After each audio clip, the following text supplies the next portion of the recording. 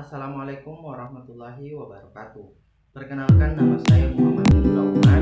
Nomor induk mahasiswa 426200003, kelas 1A Prodi D4 Teknik Multimedia Jaringan, jurusan Teknik Elektro, Politeknik Negeri Ujung Pandang. Pada kesempatan kali ini, saya akan membawakan materi mengenai elemen rangkaian listrik.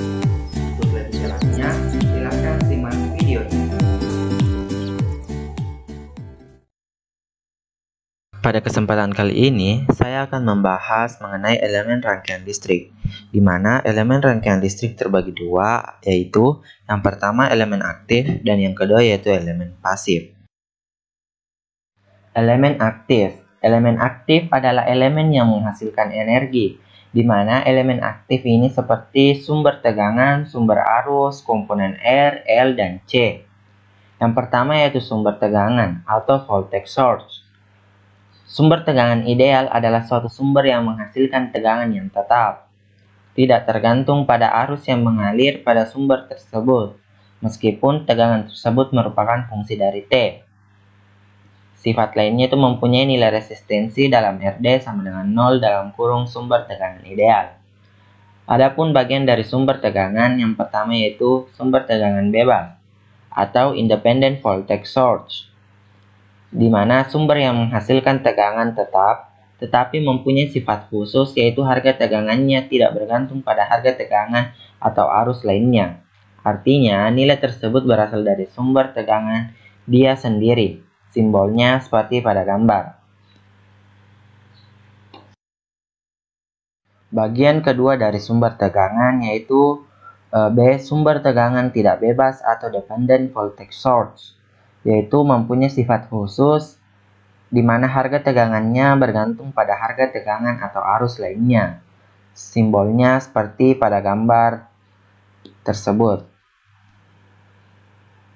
Nah, yang kedua yaitu sumber arus atau current source, yaitu sumber arus ideal di mana sumber yang menghasilkan arus yang tetap, tidak bergantung pada tegangan dari sumber arus tersebut. Sifat lainnya itu mempunyai nilai resistensi dalam RD sama dengan tidak terhingga atau sumber dalam kurung sumber arus ideal.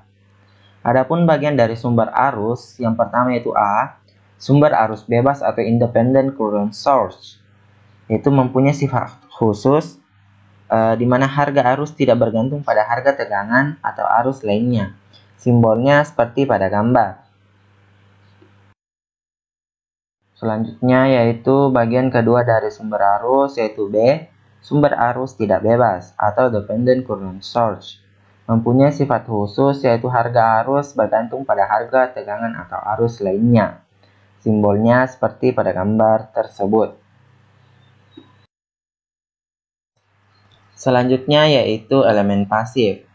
Elemen pasif adalah jenis komponen yang tidak memerlukan sumber arus listrik eksternal untuk pengoperasiannya, di mana seperti elemen pasif yaitu resistor, kapasitor, switch, induktor, konektor, dan lain-lain.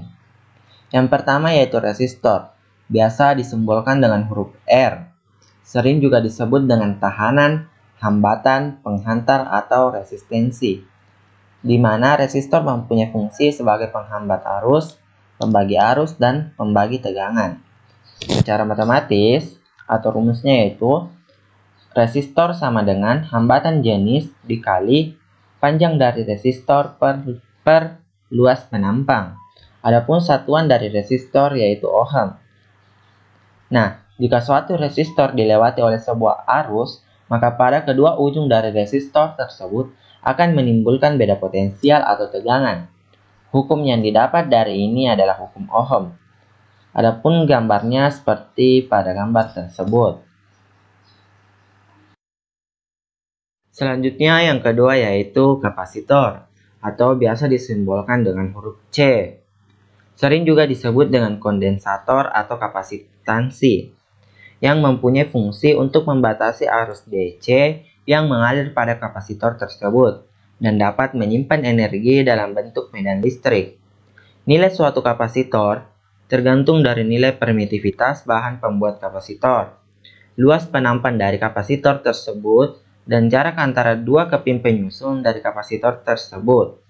Secara matematis atau rumusnya, kapasitor sama dengan permitivitas bahan dikali luas penampang bahan per jarak dua keping. Adapun satuan dari kapasitor yaitu farad. Jika sebuah kapasitor dilewati oleh sebuah arus, maka pada kedua ujung kapasitor tersebut akan muncul beda potensial atau tegangan, di mana secara matematis dinyatakan I sama dengan C kali dV per dt. Nah, jika kapasitor dipasangkan dengan konstan atau DC, maka arus sama dengan 0, sehingga kapasitor bertindak sebagai rangkaian terbuka atau open circuit untuk tegangan DC. Adapun gambarnya seperti gambar tersebut. Yang ketiga itu induktor atau induktansi lilitan atau kumparan yang biasa disimbolkan dengan huruf L. Seringkali disebut sebagai induktansi, lilitan, kumparan, atau balitan. Pada induktor mempunyai sifat dari menyimpan energi dalam bentuk medan magnet. Satuan dari induktor yaitu Henry atau H. Arus yang mengalir pada induktor akan menghasilkan fluksi magnetik yang membentuk loop yang melingkupi kumparan. Jika ada N lilitan, maka total fluksi adalah lambda sama dengan L kali I, atau L sama dengan lambda per I. Jika induktor dipasang arus konstan atau DC, maka tegangan sama dengan 0, sehingga induktor bertindak sebagai rangkaian hubungan singkat atau short circuit. Selanjutnya yaitu contoh gambar komponen atau elemen aktif dan pasif. Yang pertama yaitu komponen yang dipasang oleh mesin SMT atau Surface Mount Technology. Umumnya ini disebut dengan chip component atau SMD, Surface Mount Device Component. Yang pertama yaitu komponen aktif atau chip aktif yang terdiri dari chip IC atau Integrated Circuit. Yang kedua chip transistor, yang ketiga chip dioda, yang keempat chip LED. Yang kedua yaitu komponen chip pasif yang terdiri dari chip resistor, chip kapasitor, konektor, chip induktor, chip kristal, dan switch. Selanjutnya yaitu komponen yang dipasang oleh mesin through hole atau auto insert atau AIM ataupun manual. Yang pertama itu komponen aktifnya terdiri dari IC Integrated Circuit, transistor, dioda, dan LED. Yang kedua yaitu komponen pasifnya terdiri dari resistor, kapasitor, konektor, switch, wire atau kabel, dan yang terakhir yaitu induktor. Adapun hal-hal yang perlu diperhatikan, yang pertama tegangan antara dua titik A dan B digambarkan dengan satu anak panah seperti pada gambar di bawah ini. Tegangan A ke B menunjukkan besar potensial relatif titik A terhadap titik B. Yang kedua, tegangan yang dipakai ini adalah tegangan drop atau jatuh, di mana akan bernilai positif bila kita berjalan dari potensial tinggi ke potensial rendah. Contohnya seperti pada gambar. Voltage drop itu contohnya itu tegangan A ke C sama dengan tegangan A ke B ditambah tegangan B ke C sama dengan I kali R kurang V. Yang ketiga yaitu setiap arus yang melewati komponen pasif, maka terminal dari komponen tersebut pertama kali dialiri arus akan menjadi potensial lebih tinggi dibandingkan potensial terminal lainnya. Yang keempat yaitu bedakan antara sumber tegangan dan pengukur tegangan atau voltmeter.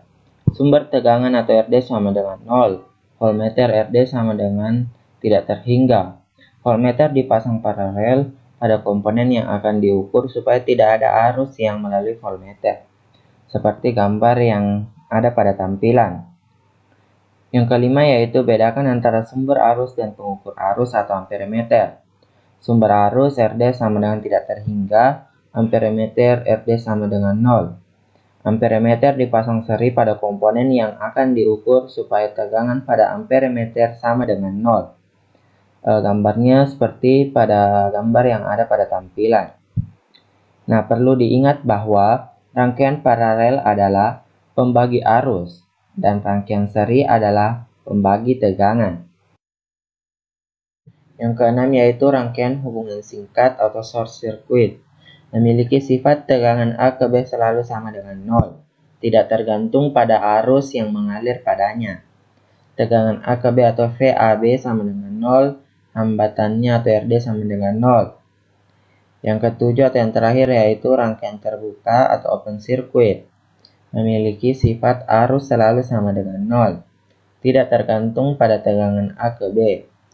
Arusnya sama dengan 0, hambatannya atau RD-nya sama dengan tidak terhingga. Gambarnya seperti yang ada pada tampilan.